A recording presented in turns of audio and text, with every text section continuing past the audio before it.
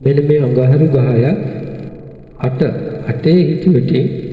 අටේ හිටියොතින් වෙන්නේ අටට හොඳ නැහැ.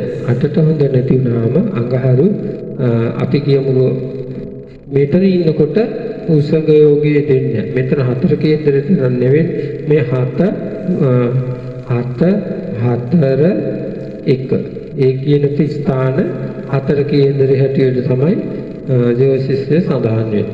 ඊට පස්සේ මේ 8 කියන එක 4 කේන්දරයක සම්බන්ධ වෙන්නේ නැහැ. පුරුෂංග යෝගයේ දෙන්නේ නැහැ.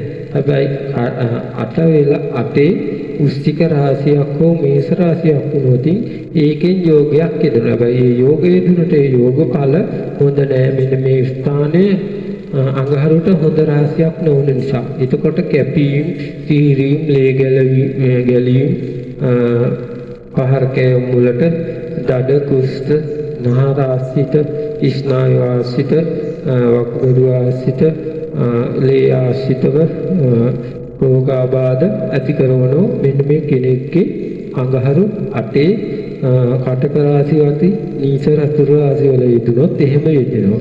උස්තික මේෂ රාශි වගේ තිබුණොත් යම් තාක් ඒ රෝගාබාධත් එක්ක ජීවිතේ ගලා යන්න හැකියාව ඇති කරනවා. හැබැයි නීච රතුරු රාශි වෙලා ඒකටම සෙනසුරු වේ රාශිකයක් වෙනි ඒ රාශික කාලයක් පවතින අන්න ගොඩක් අපල යෙදෙනවා. අඟහරු අටට හොඳ නැති නිසා ලේ වලින් ඇති වන රෝගාබාධ කැපීම් ඇස්ට්‍රජන් වගේ දේවල් කෙනෙක්ගේ පහර කැවීම් වලට ඒ වගේ දේවල් වලට ජීවිතේ ගැටුම් වලට මැදිහත් වීම ඇති වෙනවා. මෙන්න මේ අතපය කැපීම් ඒ වගේ දේවල් වෙලා ජීවිතේ දුක් විඳින්න ඇති කරන පිටීමක් තමයි අඟහරු 8 හිටියති. ඒ අඟහරු 8ට එහෙම යෙදුනා වගේම තමයි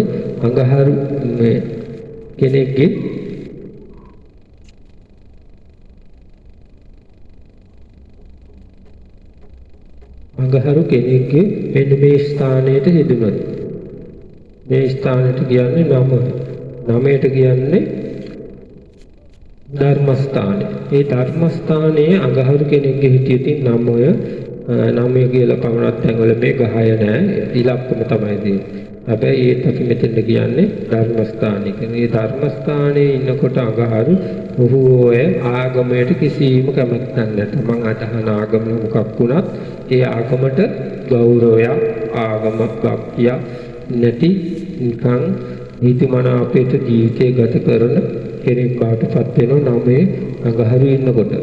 එහෙම කෙනා ඉතාමත් ජීවිතේ යහපත් ජීවිතයක් ගත කරන්නේ නැහැ. ඔහු ඒ ඉතාමත්ම අකාරුණික ජීවිතයක් කෙනෙක්ගේ දුක හඳුනන්නේ නැති කෙනෙක්ගේ දහමට හිත පෙළඹෙන්නේ නැති අපරාධයක් එක්කත් ඒකෙදි යම් කිසි හිතේ අනුකම්පාවක් ඇති කරන්නේ නැති කෙනෙක් වඩටපත් වෙනවා අඟහරු 9 හිටියොත්. ඒ අඟහරු 9 ඉන්නකොට හැබැයි වෘශ්චික රාශිය මේෂ රාශිය වගේ හිටියොත් ඒතා දුරට අඩු කරනවා. එහෙම නැති වුණොත් අඟහරු 9ට හොඳ නැහැ. වෘශ්චික රාශිය හැර කටක රාශිය වැනි රාශි වල හිටියොත් අඟහරුට නොගැලපෙන රාශියක හිටියොත් ඒකෙන් යන්නේ අඟහරුගෙන් නොගැලපෙන පල් තමයි. ඒකේ යෙදෙන්නේ ආගම් පැත්තට නැති වෙලා සමාජයේ නොමග යාමට හිත පෙළඹෙන පිහිටීමක් තමයි කෙනෙක්ගේ 9 අඟහරු හිටියොත්.